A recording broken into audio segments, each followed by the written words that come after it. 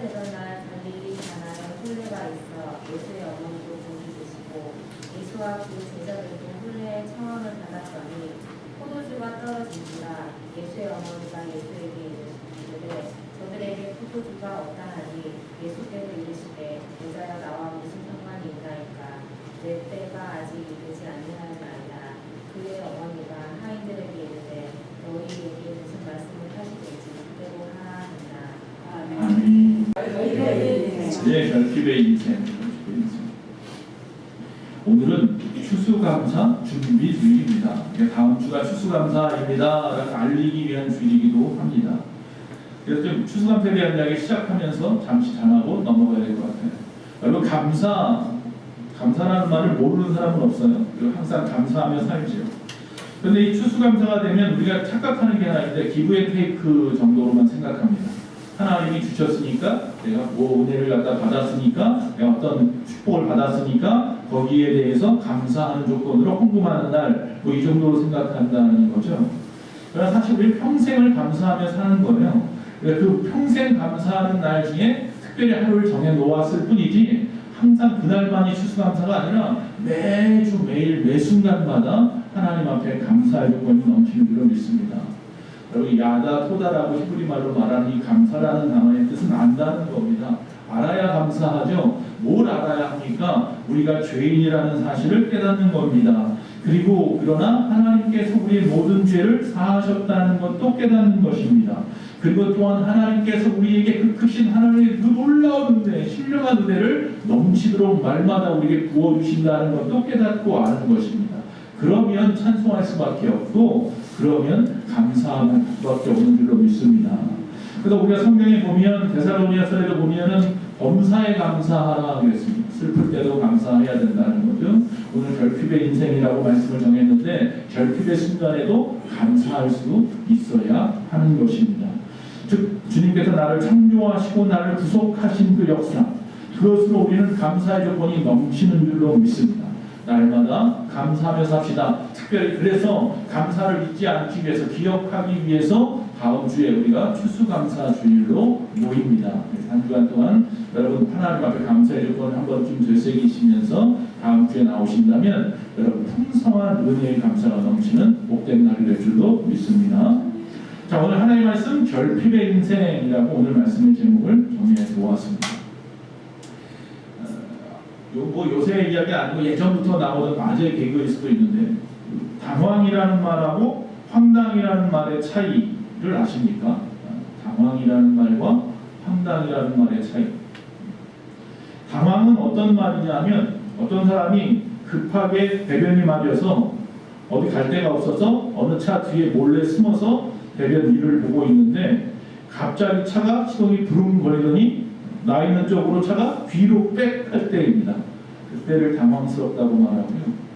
그럼 황당은 뭐냐면 깜짝 놀라서 이 사람이 앉은 자세에서 주춤주춤거리면서 옷도 못 올리고 뒤로 가다가 펄쩍 앉았는데 그만 자기가 볼일 본 곳에 깔고 앉았을 때 그때를 갖다가 황당하고 말한다고 합니다. 당황하고 황당의 차이가 조금 미묘하게 차이가 있죠. 우리가 살다 보면요, 이 당황스러운 순간들이 있습니다. 언제 당황스러웠어요? 여러분, 최근에 어떤 일 때문에 혹시 당황스러웠던 적이 혹시 계신가요?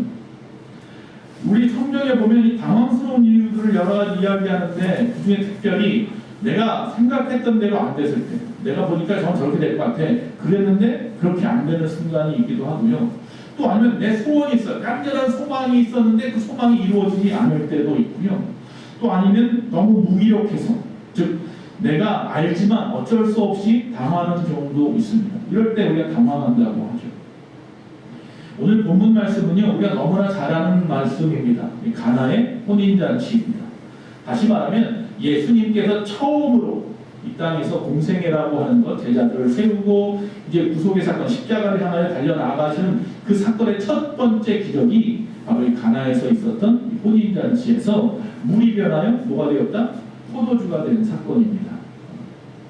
자, 예수님께서 누구의 잔치인지 알 수 없지만 그 잔치집에 초청을 받아 갔어요. 거기는 예수님의 육신의 어머니 마리아도 있었고요. 그런데 잔치가 한참 물이 올랐는데 뭐가 떨어졌다? 포도주가 떨어졌어요. 잔치가 화장되게 생겼어요. 그래서 어쩔 수 없이 이 상황을 갖다 바라보고 있던 마리아가 그곳에서 일하는 종들에게 예수님을 찾아라. 예수님이 시키는 대로 하라 라고 말을 합니다. 예수님은 좀 당황스러웠습니다. 아직 내 때가 아닌 것 같은데 라고 생각했죠. 그러나 그 어머니의 청을 거절할 수 없었습니다. 결국 그 말씀대로 행하는지 보기 원해서 그가 말합니다. 저기 보니까 돌 항아리가 있는데 문 앞에 저 돌 항아리에다 물을 가득가득 채워서 그것을 잔치에 온 사람들에게 나눠주어라 그랬어요. 황당한 이야기죠. 그러나 거기에서 황당하다고 해서 그걸 갖다 그냥 포기하지 않고 당황스럽긴 하지만 퍼다 주었더니 그걸 마시는 사람마다 놀랐어요. 그리고 그 파티, 그 잔치를 주관하는 사람은 더 깜짝 놀라서 아니 이렇게 좋은 포도주를, 이 극상품의 포도주를 왜 마지막에 내놓느냐. 보통 사람 같으면 먼저 내어놓을 텐데. 그러니까 술 취한 다음에는 아무거나 내놔도 상관없으니까 그런 이야기를 하는 것을 보게 됩니다.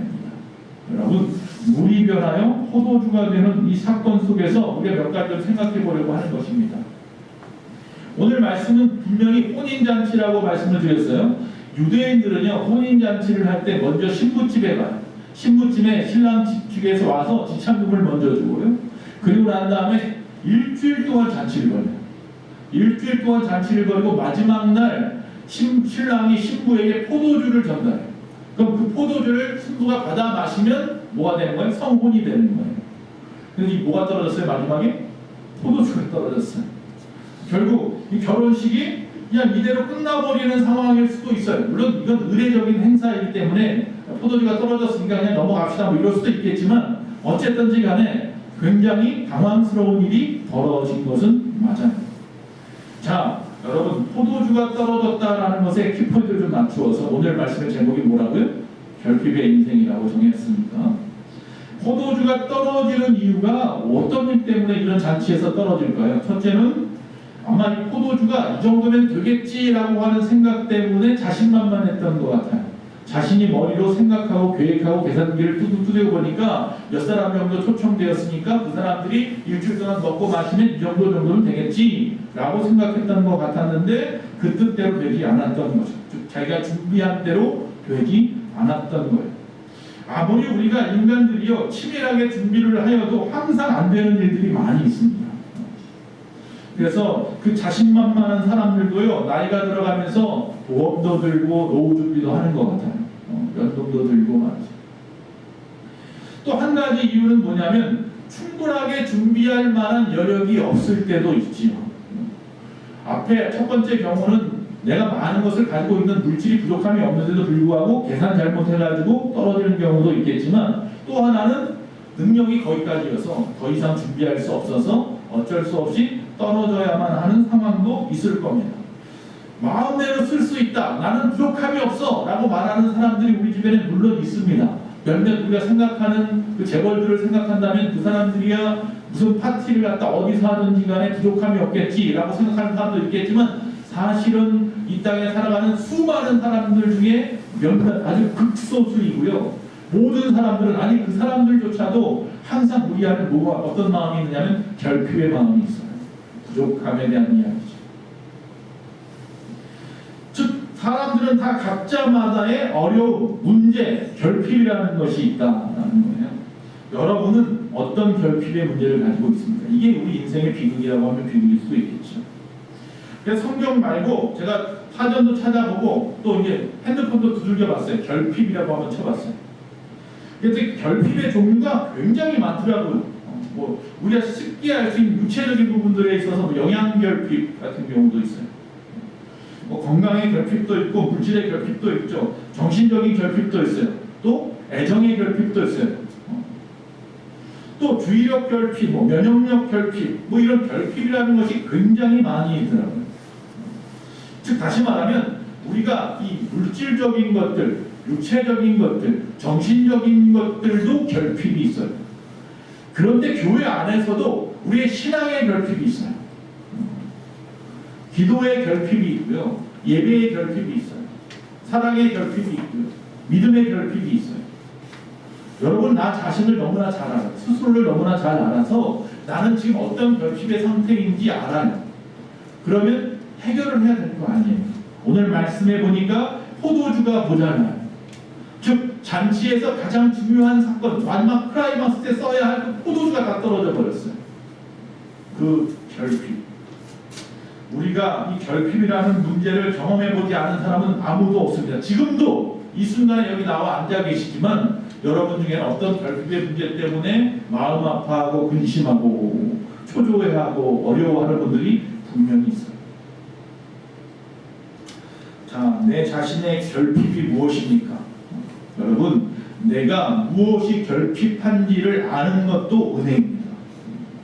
많은 사람들은 스스로를 갖다가 나는 이게 아니야 라고 부인하기도 하고 아니면 아예 어리석어서 모르는 채 평생 살아가는 사람도 있는데 나는 지금 현 상태에서 무엇이 결핍하다, 어떤 문제가 문제인지를 깨닫는 것, 그건 하나님이 주신 은혜인 줄로 믿습니다. 그래서 우리가 내 자신의 결핍이 무엇인지를 아는 것이 은혜라고 말씀했는데 왜 그러느냐면 내가 무엇이 결핍하다고 알게 되면요 우리는 스스로 낮아질 줄 알아요. 겸손해지게 되어 있어요. 나의 부족함이 오히려 나를 겸손하게 만들 수 있어요. 또 두 번째요, 우리가 결핍하다는 걸 알면요 오히려 그 결핍이 우리를 발전시킬 수도 있어요. 여러분, 결핍의 경계학이라는 말을 들어보셨습니까? 이 결핍의 경계학이라는 말은 무슨 말이냐면 내가 무엇인가 절박한 시점에 오게 되면 그 절박함 때문에 그것에 대한 해답을 얻으려고 노력한다는 거예요. 그래서 그 노력으로 인해 어떤 결과물을 보게 된다라는 거예요. 이 결핍이 그래서 꼭 나쁜 것만은 아니에요. 그래서 결핍은 중요한 게 뭐냐면 나쁘냐 좋으냐의 차이가 아니라 내가 아느냐 모르느냐의 차이인 것 같아요. 그리고 내가 결핍의 문제를 알았다면 이 결핍의 문제를 해결할 마음이 있느냐 없느냐의 문제인 것 같아요. 자, 여러분, 사진을 찍고 나서요 사람들이 사진을 바로 보고 싶었어요. 즉 사진을 갖다가 바로 보고 싶다는 결핍이 발견되어서 1948년에 최초로 우리가 잘 아는 즉석 카메라가 만들어지게 되었어요. 폴라로이드. 또 전화기를 들고 다니면서 급할 때는 통화를 하고 싶다라고 하는 통화에 대한 결핍에 대한 마음이 들어서 우리가 잘 아는 휴대전화를 만들게 되었어요. 근데 오히려 이 휴대전화가 지금은 결핍이 아니라 무슨 문제가 생겼어요? 과잉의 문제가 생겨버렸어요. 이걸 도대체 손에서 떼어놓을 수가 없네요. 어떤 문제의 결핍으로 인해서 무엇이든지 어떤 대상에 집중하다 보면 잠재의식이 나도 모르게 내 안에서 나와서 그 문제 해결에 열쇠를 갖다가 줄 때가 있다라는 거예요. 그래서 이 결핍의 문제에 집중하는 거, 그리고 우리가 가지고 있는 것들도 집중하는 것, 그래서 그걸 효과적으로 사용할 수 있는 것, 그것이 바로 앞에서 말씀드린 이 결핍의 경계학이라고 하는 거예요. 여러분, 그 칼 뒤에 커터칼 있잖아요. 이 커터칼은 일본의 그 재단, 종이를 재단하는 작업을 하는 오카다라는 사람이 발명한 거예요. 이 사람이 종이를 재단하다 보니까 칼이 금방금방 녹슬고 무뎌지는 거예요. 그러니까 칼 갖다가 바꿔 교체하는데 돈이 너무 많이 드는 거예요.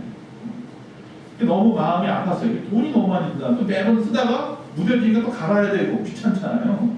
근데 하루는 지나가다가 초콜릿이 있어서 샀어요. 요새 여러분 무슨 초콜릿 같은 거 있잖아요. 네모난 널쩍한 초콜릿. 이렇게 뚝 잘라 먹는데 편하게 잘라질 수 있도록 사이사이가 얇게 되어져 있잖아요. 그걸 보고서 아 이거야 유레카 그랬다는 거예요. 그래서 커터칼을 갖다가 발명하게 된 거예요. 자기의 부족함, 나의 연약함을 가지고 오히려 더 놀라운 발명과 발전으로 나아가게 되었다는 거죠. 결핍이라는 것은 부정적인 것만은 아닙니다. 그래서 이 결핍은 오히려 우리 인생의 순기능으로 다가오기도 합니다. 그래서 오히려 결핍이요 하나님의 은혜일 수도 있습니다. 오히려 욥을 통하여 하나님께서 결핍의 문제를 갖다 그에게 마구마구 던질 수 있도록 오히려 사단이 던져놓을 수 있도록 허락했지만 그 후에 그는 그 결핍을 통하여 더 깊은 더 긴밀한 하나님과의 친밀한 교제를 갖다 할 수 있게 되었고 주님을 더 깊이 알게 되었고 오히려 하나님은 갑절의 복을 그에게 허락하시기도 했습니다. 여러분, 결핍이 아니라고 부인하지 마시고 나의 부족함을 솔직하게 하나님 앞에 아뢰야 합니다. 하나님, 포도주가 떨어졌어요. 하나님, 내 안에 포도주 이 문제가 떨어졌어요. 결핍의 경제학이라는 것도 있지만요, 결핍의 심리학이라는 것도 있습니다. 이 결핍의 심리학이라는 건 뭐냐면 인간 안에 있는 이 부정적인 심리에다가 주목하여서 그 안에 그 부정적인 문제들을 파헤쳐 보다 보면 그 사람의 정신병리의 원인과 치료에다가 초점을 두어서 치료할 수 있다는 거예요. 그러니까 우리가 어떤 부분에 있어서 부정적인 심리를 가지고 있는 부분들을 찾아내고, 그래서 그 부분들을 갖다가 왜 그 부정적인 심리를 갖게 되었는지를 갖다가 계속해서 보고 또 보고 관찰하고 하다 보면 뭐 예전 뭐 어렸을 때 사건이라든지 사람의 어떤 습관이나 어떤 환경의 문제라든지 그런 일로 인해서 내 안에 생겨난 어떤 마음이나 심적 상태, 심리적인 상태들을 갖다가 발견하게 되는 거죠. 그래서 그 문제를 통하여 오히려 더 건강한 모습으로 변화시키는 역사를 일으키는 거예요.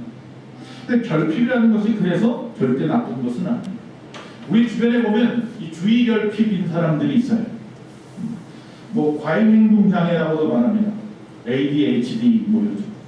이게 학생 때 어릴 때는 상관이 없는데 이게 나이가 들어버리면, 즉 나이가 들어서도 주의 결핍이나 과잉행동 장애가 계속되어지는 사람들이 있는데, 이분들이 문제가 되는 게 뭐냐면 이게 폭력적으로 나오고 이게 불만 욕구를 갖다가 채우기 위해서 범죄로 나아가기 때문에 문제가 되는 거죠. 근데 이 결핍의 문제를 확실하게 찾아서 해결해야 돼요. 그냥 묵과하거나 묻어버리거나 모른 척해서는 안 돼요. 오늘 이 결핍에 대한 이야기를 좀 하려는 거예요. 즉, 이 내가 무엇이 결핍한지 깨닫지 못하면 결국 이 결핍의 문제는 이 분노로 발전을 해요. 결국 욕구 불만족에 빠지게 되는 거예요. 우리 주변에 자꾸 괜히 화내는 사람들이 있어요. 짜증내는 사람들이 있어요. 무엇인가 욕구 불만족에 빠져있는 사람들이 있어요. 그들의 결핍의 문제가 무엇인지를 한번 자세히 관찰해 보아야 해요. 어떤 문제가 도대체 이 문제를 갖다 일으키는지. 여러분, 여기 지금 옆에 분들이 다 계시는데 나만 불행해 보이고 옆에 사람은 다 행복해 보이십니까? 혹시? 나만 결핍의 문제가 있고 모든 사람은 항상 다 만족하는 것 같습니까? 교회 성도님들이라고 해도 다 평탄해 보일지 모르지만 사실 목회하면서 느끼는 것은 평탄한 사람이 거의 없어요. 아니, 한 번도 없었어요. 누구나 다 문제가 있어요.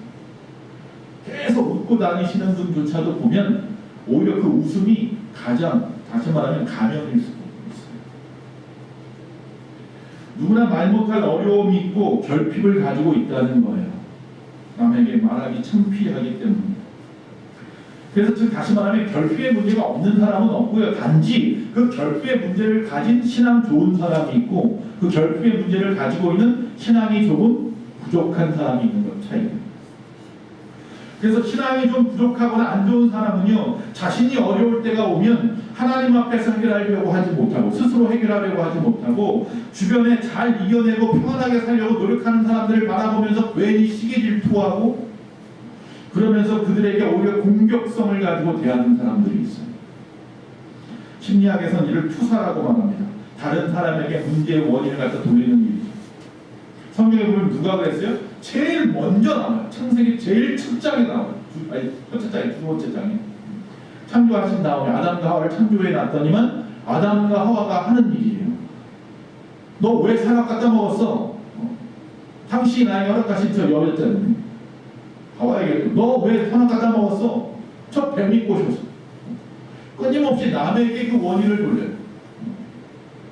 사실 내 안에 그것을 먹고자 하는 마음이 생겼기 때문 아니었겠습니까? 즉 우리 안에 이런 책임을 전가하는 일들이 자꾸 생겨요. 그래서 욕구 불만족으로 폭력이나 분노를 갖다가 조장하기도 하는 거예요. 이럴수록 우리는 어떻게 해야 되느냐 하면 하나님 앞에 나가야 합니다. 가장 좋은 방법은요, 예배로 나아가세요. 자꾸 결핍의 문제가 생기면 세상에서 어떤 걸 해결하려고 하지 마시고 교회로 자꾸 나오셔야 됩니다. 예배를 드리지 않는 사람들을 보십시오. 다 아파 보입니다. 제가 볼 때. 그나마 예배를 드리려고 노력하고 애쓰는 사람일수록, 즉 주의 전에 나오려고 애쓰고 몸부림치는 사람일수록 그 사람들에게는 뭐가 있어요? 해결할 수 있는 그나마 조그만 빛이 보여요.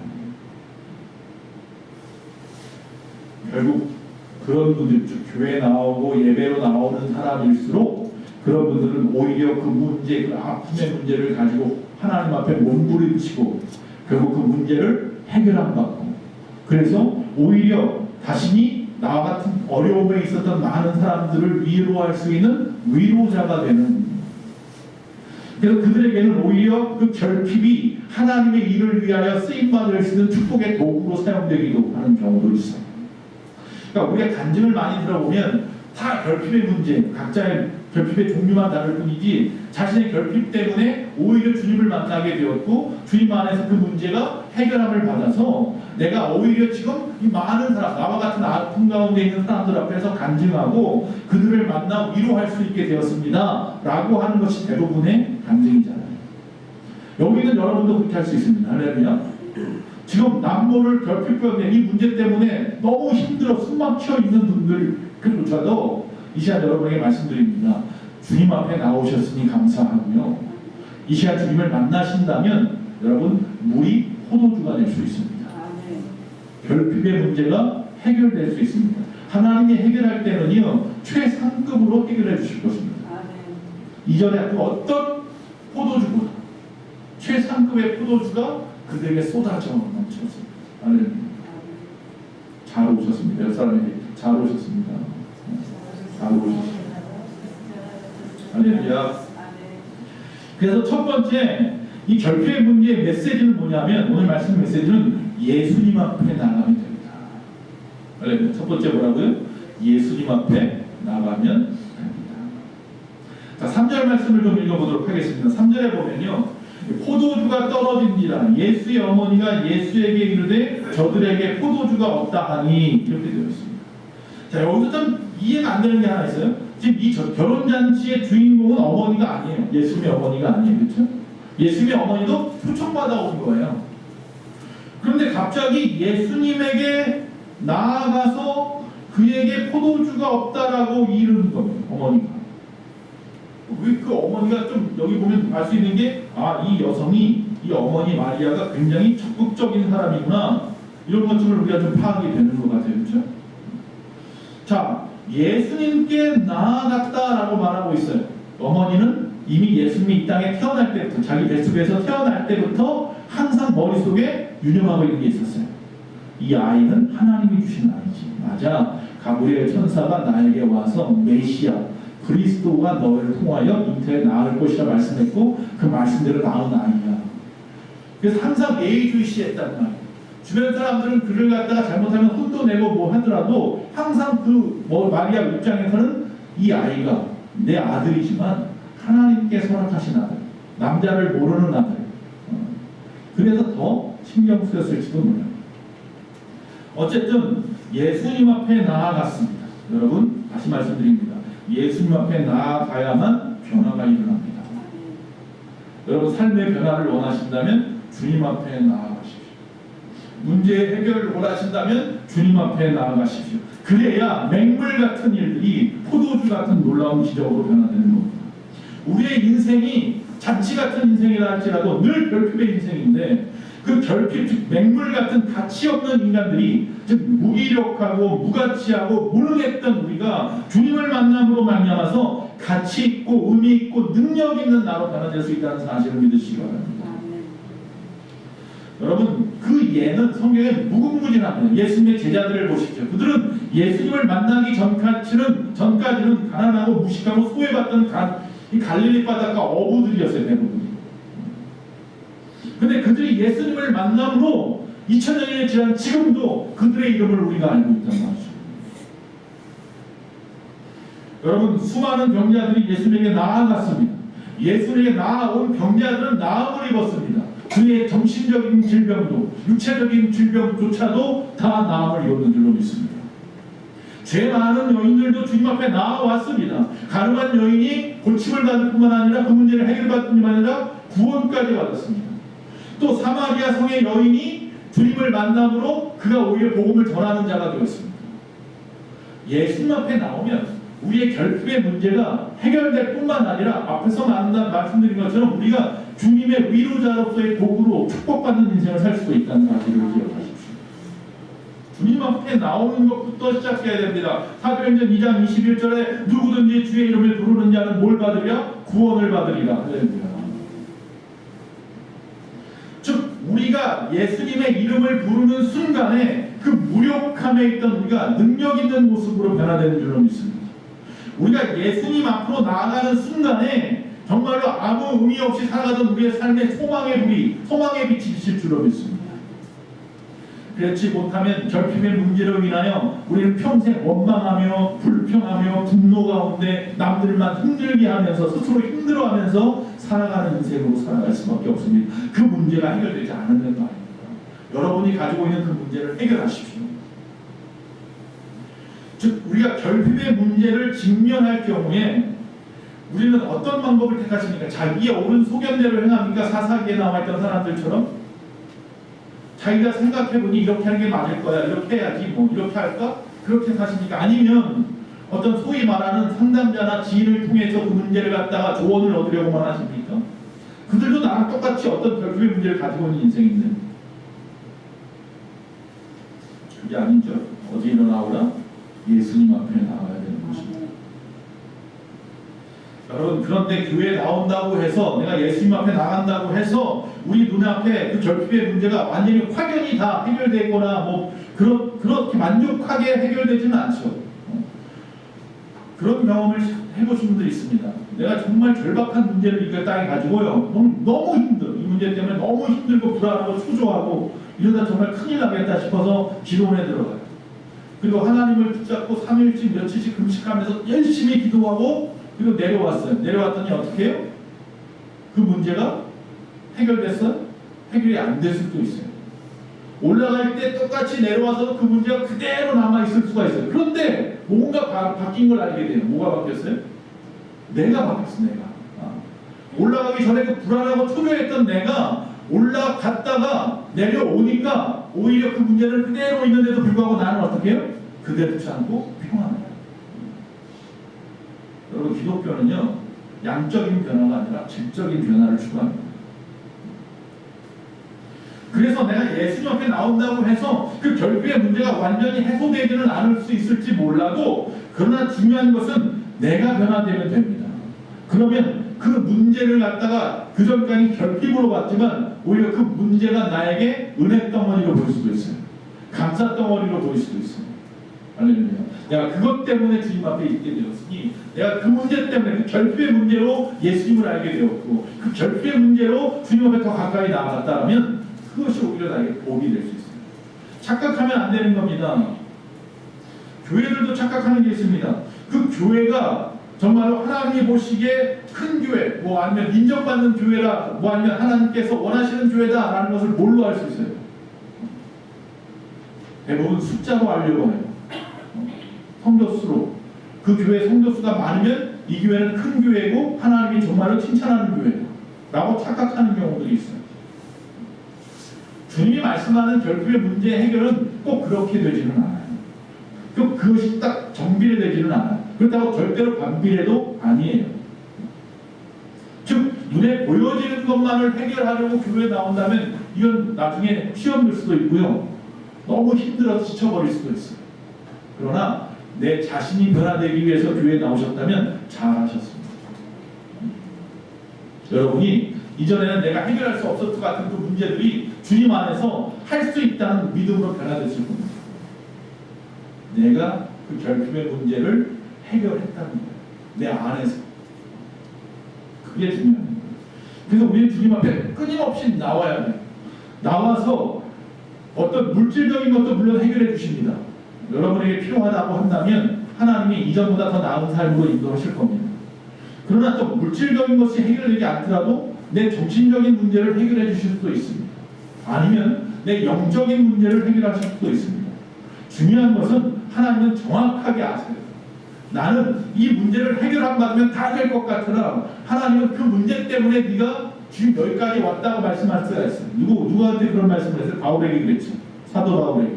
사도 바울이 하나님 앞에 내가 더 이 문제가 해결되면 열심히 복음을 전할 수 있을 것 같은데, 그리고 3번이나 작정해서 기도했는데 하나님의 말씀은 뭐예요? 내 은혜가 너에게 족하다 였습니다. 오히려 네가 그 가시, 육체의 가시라고 말하는 그 문제 때문에 네가 조금 더 자고하지 않냐고 겸손하게 주의 일을 할 수 있게 되었고 나를 만나지 않느냐라고 말씀하시는 거죠.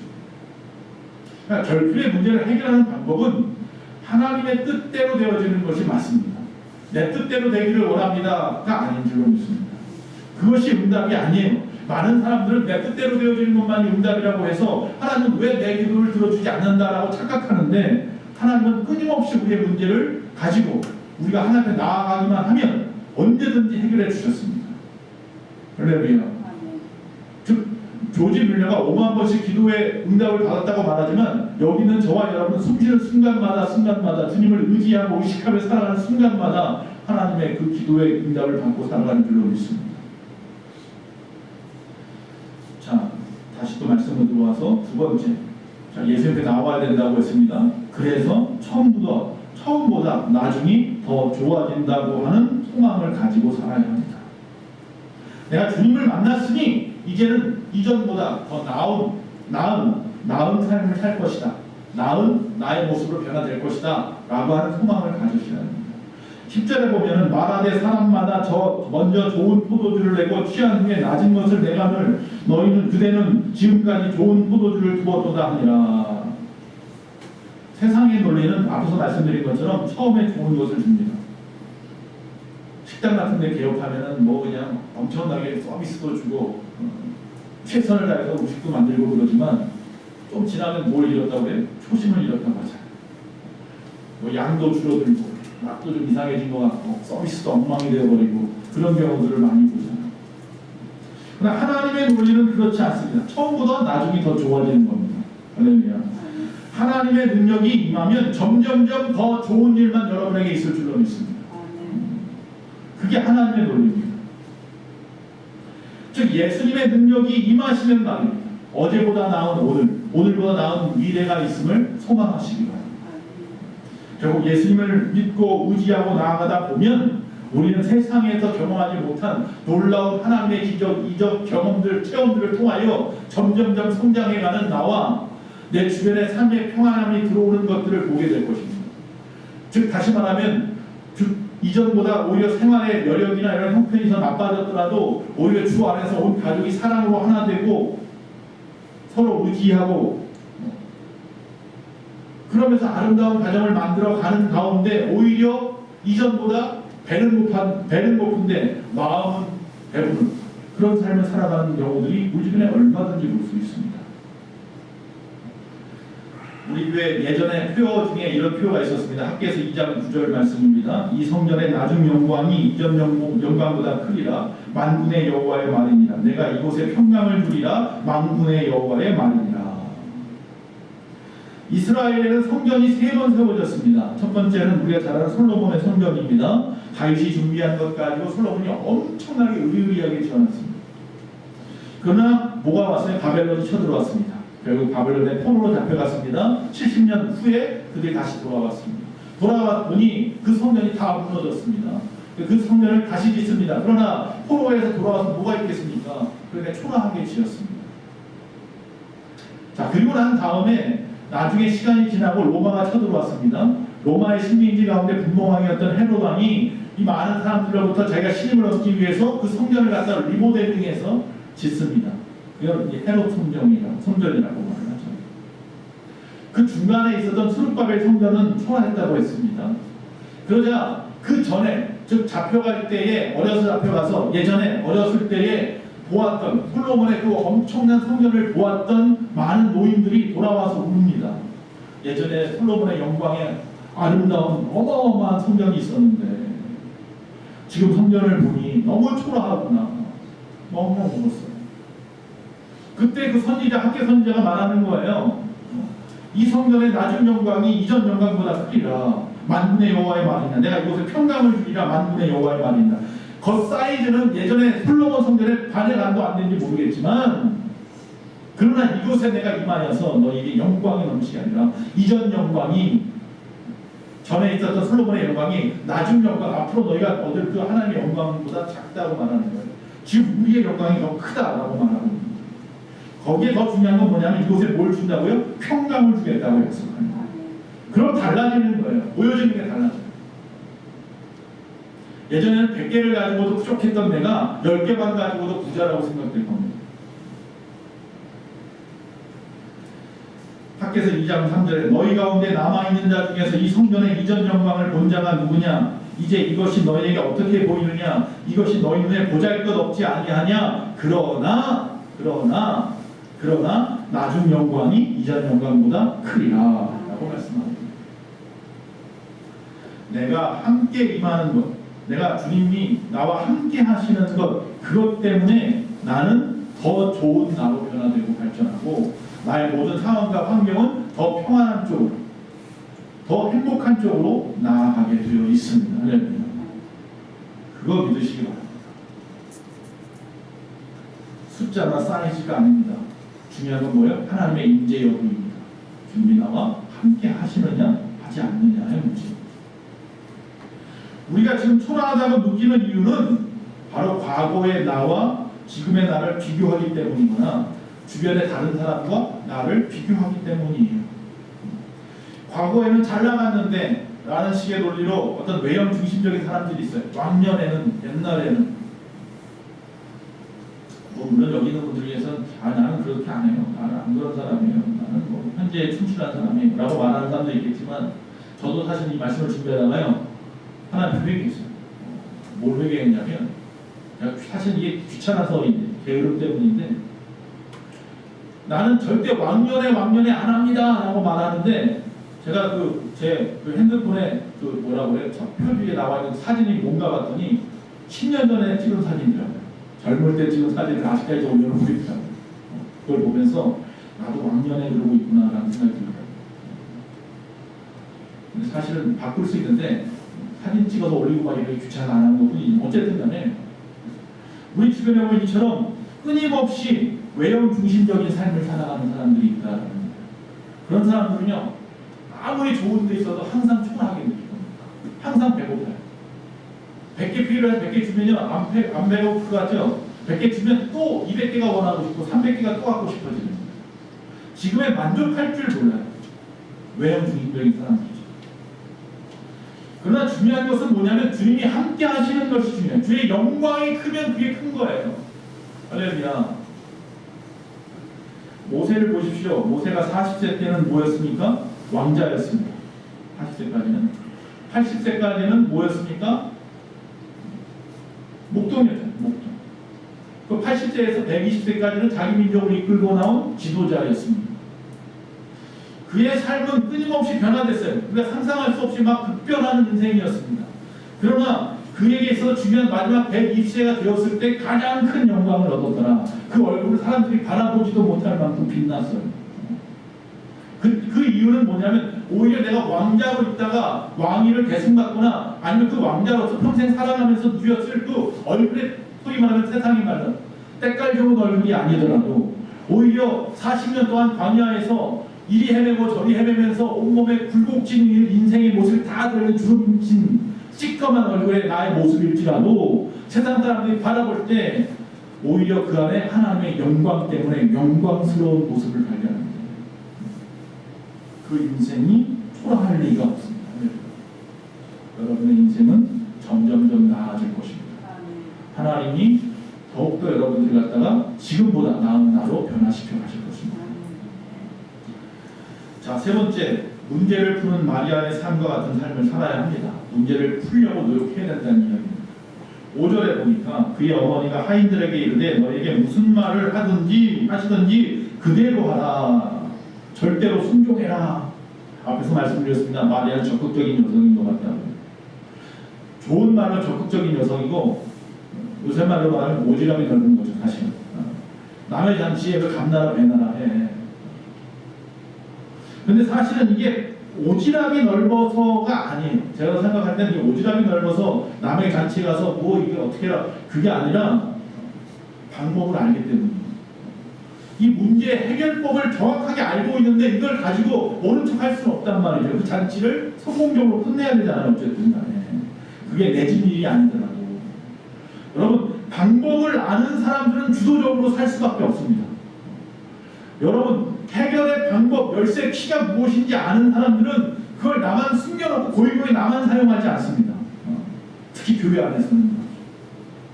예수가 정답이라고 말할 때 굉장히 식상해 보이시죠? 여기서 말하는 마리아가 예수님이 정답이다 하면서 그 아이들을 예수님에게 가서 보내는 이 사건들이 식상해 보일 수 있어요. 그래, 알았어. 그래, 교회 나오면 좋겠지. 예수님 만나야겠지. 또 식상한 말 하네. 방법이 그거밖에 없거든요. 그게 키예요. 나는 체험을 했고 나는 이 말씀이 100% 이루어진 것을 알기 때문에 그 말씀대로 행하였을 뿐인 거예요. 그게 오지랖이 넓게 보일 수도 있고요. 설치는 것처럼 보일 수도 있지만 그렇게 해야 되는 거예요. 믿지 않는 사람에게 나가서 예수 믿으세요. 예수 믿으세요. 예수 믿어야 구원이 있습니다. 예수 믿어야 여러분의 삶이 변화됩니다. 수없이 이야기하는 것이 귀가 따갑고 말이에요. 네 일이나 잘해. 왜 자꾸 이렇게 오지랖 넓게 남의 일까지 간섭해? 라고 말할 수 있지만 우리는 그 이유를 알기 때문인 거예요. 그러지 않으면 저 사람이 지옥 갈 인생이라는 걸 알기 때문인 거죠. 예수 믿어야 천국을 소망할 수 있다는 걸 알기 때문이죠. 그래야 그 문제, 지금의 여러분의 결핍의 문제가 해결된다는 걸 너무나도 잘 알고 있기 때문인 거예요. 그래서 참을 수가 없는 거예요, 입이. 그래서 마리아가 그래서 그렇게 말씀한 거예요. 문제가 있으면 예수님에 나아가기만 하면 그 문제가 풀릴 텐데 내가 푸는 게 아니라 예수님이 푸는 겁니다.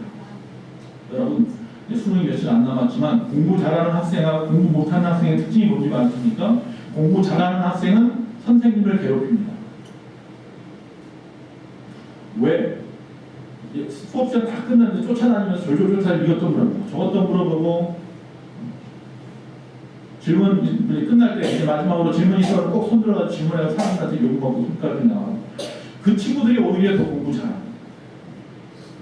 근데 이 공부 못하는 친구들은 선생님을 너무 편하게 합니다. 왜? 맨날 피해 다닙니다. 선생님 피해 다닙니다. 여러분 어느 쪽이었습니까? 선생님을 괴롭히는 쪽이었습니까? 피해 다니는 쪽이었습니까? 저는 피해 다니는 쪽이었던 것 같습니다. 성도의 두 가지 유형이 있습니다. 문제를 풀려고 하는 사람이 있고요. 문제를 일으키는 사람이 있습니다. 여러분은 어느 쪽입니까? 교회 안에서도 교회의 문제를 해결하려는 사람이 있고요. 교회에서 끊임없이 문제를 일으키는 사람들이 있습니다. 예수님 앞에 나아가는 자들이 문제를 풀려는 마음이 있는 사람들인 거고요. 자신의 능력으로 세상으로 자꾸 나아가려고 하는 사람들이 문제를 일으키는 사람들입니다. 이삭이 우물을 팝니다. 자기 땅에 기근이 와서 그랄 땅으로 와서 블레셋 사람들의 땅에 가서 그 이방의 땅에서 하기만 하면 뭐가 나와요? 물이 나왔습니다. 그러니까 주변 사람들이 시기심 때문에 뭐예요? 끊임없이 메고요. 또 메고 또 메고 우리 땅이야. 쫓아내고 싸우지 않습니다. 어디 가든지 이삭은 갈 때마다 파면 나오니까 점점 사람들이 변화되기 시작합니다. 어떻게 해요? 무서워지기 시작하는 거예요. 정말로 저 사람은 하나님이 계신 건가? 하나님이 함께하는 사람인가? 함부로 했다가 우리가 저주받으면 어떻게? 벌받으면 어떻게? 그 나라 왕까지 와가지고 막 넙죽 절을 하면서 막 이것저것 가지고 와서 막 주면서 제발 여기를 떠나가라. 권위가 생긴다는 거죠. 문제를 일으키는 사람 말고 문제를 풀려는 사람이 되시기 바랍니다. 문제를 어디로 가져가느냐의 문제인 거예요. 예수님께 이끄는 사람이 있고 마귀에게 이끄는 사람이 있습니다. 여러분 친구들도 여러분 주변 사람을 보십시오. 신뢰로 이끄는 사람이 있고 불신으로 이끄는 사람이 있습니다. 예배로 이끄는 자가 있고 안드레처럼 자기 형 베드로 데려온 것처럼 아니면 세상으로 이끄는 자들이 있습니다. 친구 따라 강남 가죠. 우리의 놓인 이 결핍의 문제 말씀을 마치겠습니다. 우리가 풀 수 없는 문제가 있다면 예수님 앞에 가지고 나아가면 됩니다. 맹물 같은 인생이 포도주 같은 인생으로 변화될 줄로 믿습니다. 여러분 이 통이요 도랑아리에다 물을 붓잖아요. 이 통은 사실 꾸정물통이에요. 사람 손 닦는 데도 정제례식 하는 거예요. 그 물통에다가 물을 붓는데 그게 뭐가 됐어요? 최상급의 포도주가 됐어요. 꾸정물 같은 우리 인생이 주님을 만났더니 최상급의 인생이 된 줄을 믿습니다. 여러분과 저는 최상급 포도주입니다. 할렐루야. 하나님의 귀하게 쓰임 받으십시오. 자, 하나만 더 전하고 마치면 이 결핍의 문제를 나는 해결할 수 있지 않았으면 마리아처럼 그 결핍의 문제를 가지고 있는 많은 사람들의 문제를 앞에 나아가서 누구를 소개해야 되겠어요? 예수님을 소개해야 될 줄로 믿습니다. 그래서 나뿐만 아니라 그 온 잔치가 다 정말 끝나는데 성대한 잔치로 끝날 수 있었던 것처럼 여러분뿐만 아니라 우리 교회 성도들뿐만 아니라 이 이웃이 우리 주변 이 나라가 이 민족이 온 세상이 예수 때문에 변화되는 역사가 일어나야 될 줄로 믿습니다. 기도하겠습니다.